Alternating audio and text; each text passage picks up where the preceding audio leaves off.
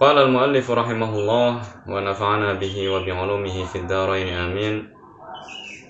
Tsummal miyahu mongko keri-keri utawi pira-pira banyu iku ala arba'ati aqsamin tetep ing atase papat pira-pira warna. Tahirun utawi arba'atu aqsam iku banyu kang suci, mutahhirun kang nyucikaken ghairu makruhin kang ora makruh. Wa huwa utawi tahirun mutahhirun ghairu makruh iku alma'u banyu al-mutlaqu kang mutlak. Wa tahirun lan banyu kang suci mutahhirun kang nyucikaken makruhun kang makruh. Wa huwa utawi tahirun mutahhirun makruh iku alma'u banyu al-musammasu kang den panasaken srengenge. Wa tahirun lan banyu kang suci ghairu mutahhirin kang ora nyucikaken.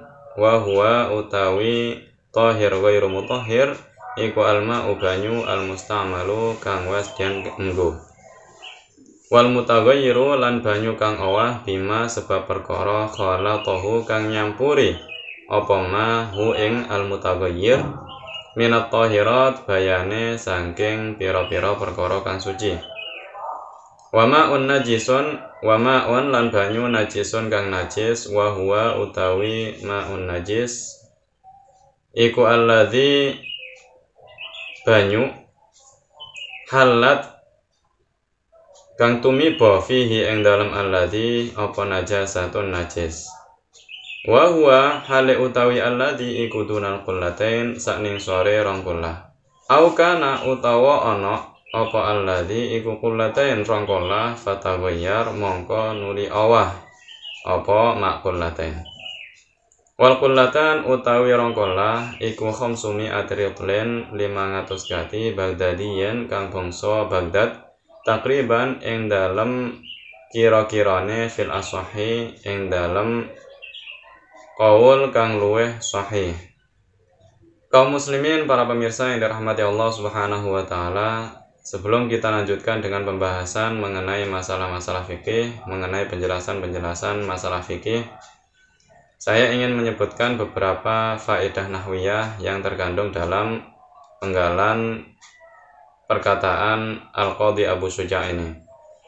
Yang pertama pada perkataan beliau tahir mutahhir. Tahir mutahhir di sini bisa kita baca tahirin mutahhirin dengan dikasrah, dengan dibaca jar karena menjadi badal dari arba'atu aqsam, badal ba'd min kull. Dan juga bisa kita baca tahirun mutahhirun dengan didhammah ra-nya dengan dibaca rafa karena menjadi khabar dari mubtada yang mahdhuf yang dikira-kirakan dengan hiya. Jadi takdirannya adalah summal miyahu ala arba'ati aqsamin hiya tahirun mutahhirun ghairu makruh. Oleh karena itu pada saat saya memaknai dengan utawi arba'atu aqsam iku tahirun banyu kang suci.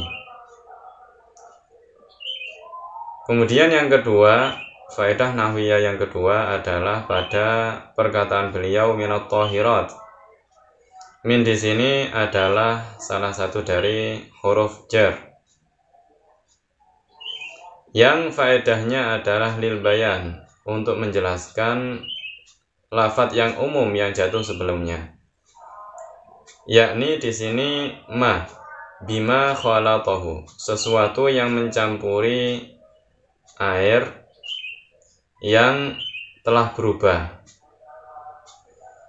Sesuatu yang mencampuri air itu ada kalanya suci dan ada kalanya najis. Ma di sini mencakup kedua-duanya, mencakup sesuatu yang suci dan mencakup sesuatu yang najis. Akan tetapi yang diinginkan oleh al-muallif di sini adalah sesuatu yang suci saja. Oleh karena itu dijelaskan oleh al-muallif dengan menggunakan min al-bayaniyah untuk menjelaskan bahwa maksud dari ma yang umum di sini adalah at-tahirat, sesuatu yang suci saja. Kemudian hukumnya air terbagi atas 4 bagian. Air yang suci mensucikan yang tidak makruh digunakan, yaitu air mutlak. Air yang suci mensucikan yang makruh digunakan, yaitu air musyammas. Air yang suci tapi tidak mensucikan, yaitu air mustamal. Dan air yang berubah disebabkan kecampuran sesuatu yang suci. Kemudian yang keempat adalah air yang najis, yaitu air yang kurang dari 2 qullah yang terkena najis, atau air 2 qullah yang berubah disebabkan sesuatu yang najis. Air 2 qullah ukurannya adalah 500 kati Baghdad menurut pendapat yang paling kuat. Macam-macam air dari segi hukum penggunaannya. Yang pertama adalah air yang suci mensucikan dan tidak makruh digunakan. Air ini juga disebut air mutlak. Air ini boleh diminum dan sah digunakan untuk bersuci baik dari hadas ataupun najis. Air mutlak yaitu air yang tidak ada embel-embel yang melekat padanya. Embel-embel yang melekat pada air adalah embel-embel yang tidak akan berubah meskipun air tersebut dipindah tempatnya seperti air mawar. Embel-embel mawar adalah embel-embel yang melekat pada air. Buktinya, meskipun kita pindah tempatnya ke botol, namanya tetap air mawar. Atau kita pindah ke gelas, namanya tetap air mawar. Sedangkan embel-embel yang tidak melekat pada air adalah embel-embel yang berubah jika air tersebut pindah tempatnya, seperti air sumber. Air sumber jika berada di sungai, maka namanya berubah menjadi air sungai. Jika air sumber tersebut kita pindah tempatnya ke galon, maka namanya berubah menjadi air galon. Embel-embel yang melekat pada air dapat merusak sifat mensucikannya air tersebut, sehingga air yang ada embel-embel yang melekat padanya tidaklah termasuk air yang suci dan mensucikan, sehingga tidak bisa kita gunakan untuk bersuci dari hadas ataupun najis. Berbeda halnya dengan embel-embel yang tidak melekat pada air. Air ini tetap dihukumi suci dan mensucikan, sehingga bisa kita gunakan untuk berwudu atau mandi junub, atau mensucikan dari najis. Yang kedua, air yang suci mensucikan dan makruh digunakan, yaitu air musyammas. Air musyammas adalah air yang panas disebabkan terkena sinar matahari. Sebagian fuqaha menyebutkan alasan dimakruhkannya menggunakan air ini karena dikhawatirkan penggunanya terkena penyakit kusta. Syarat-syarat air musyammas agar makruh digunakan. Yang pertama, air tersebut panas disebabkan sinar matahari. Apabila air tersebut panas bukan disebabkan sinar matahari, melainkan disebabkan api, maka air tersebut tidak dinamakan air musyammas. Meskipun para fuqaha menyebutkan bahwa berwudu dengan air yang sangat panas, hukumnya juga makruh. Yang kedua, air tersebut diletakkan di wadah yang terbuat dari besi dan semisalnya, yang biasanya dibentuk dengan menggunakan palu selain emas dan perak. Namun apabila air tersebut diletakkan di wadah yang terbuat dari emas dan perak, atau di wadah yang tidak terbuat dari besi dan semisalnya seperti wadah plastik, maka hukum menggunakan air tersebut tidaklah makruh. Yang selanjutnya, air tersebut berada di daerah yang cuacanya panas, seperti Makkah. Namun apabila air tersebut berada di daerah yang cuacanya sedang, seperti Indonesia dan sekitarnya, cuaca sedang yakni tidak terlalu panas dan tidak terlalu dingin, atau berada di daerah yang cuacanya sangat dingin, contohnya seperti daerah negara Rusia dan sekitarnya, maka hukum menggunakan air tersebut tidaklah makruh. Kemudian air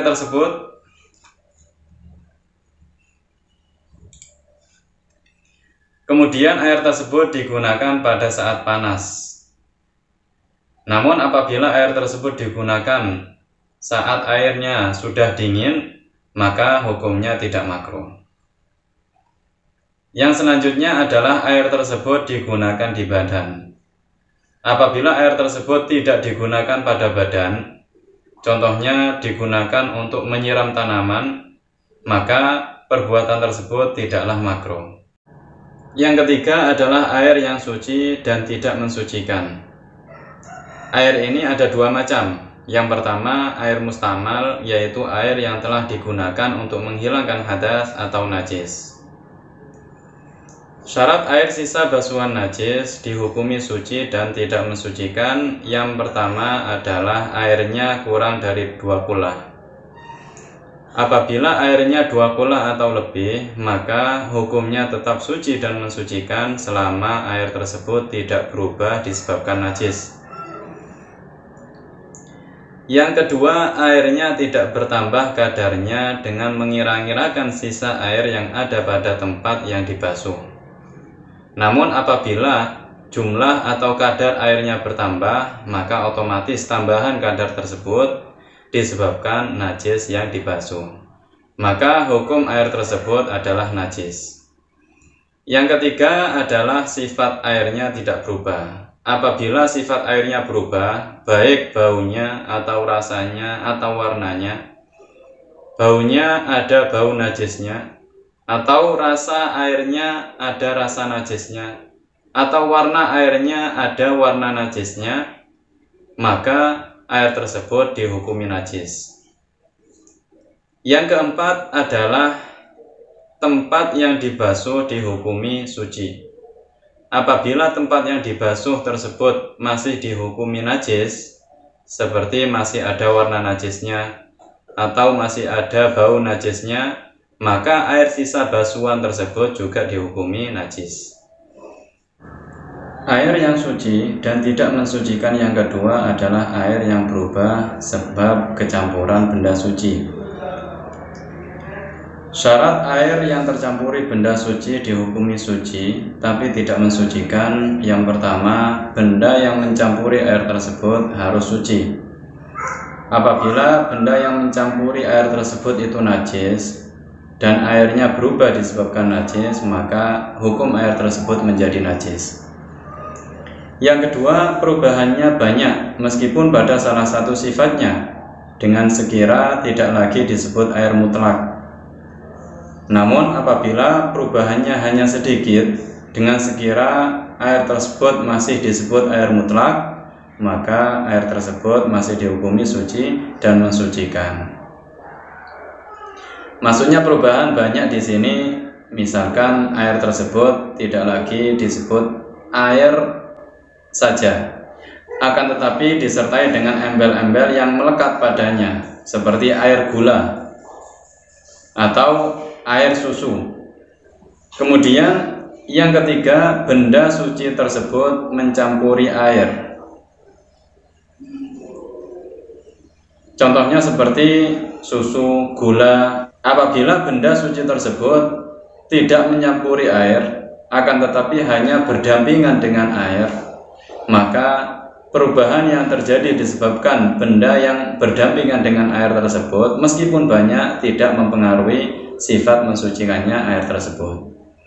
Artinya sesuatu yang mencampuri air adalah sesuatu yang tidak tampak terpisah dari air pada pandangan mata, seperti gula, susu, kopi, dan lain sebagainya. Sedangkan sesuatu yang berdampingan dengan air artinya adalah sesuatu yang tampak terpisah dari air pada pandangan mata. Contohnya seperti kayu gaharu. Seandainya ada 1 gelas air, kemudian kita celupkan kayu gaharu ke dalamnya, kemudian baunya berubah menjadi wangi, bau kayu gaharu.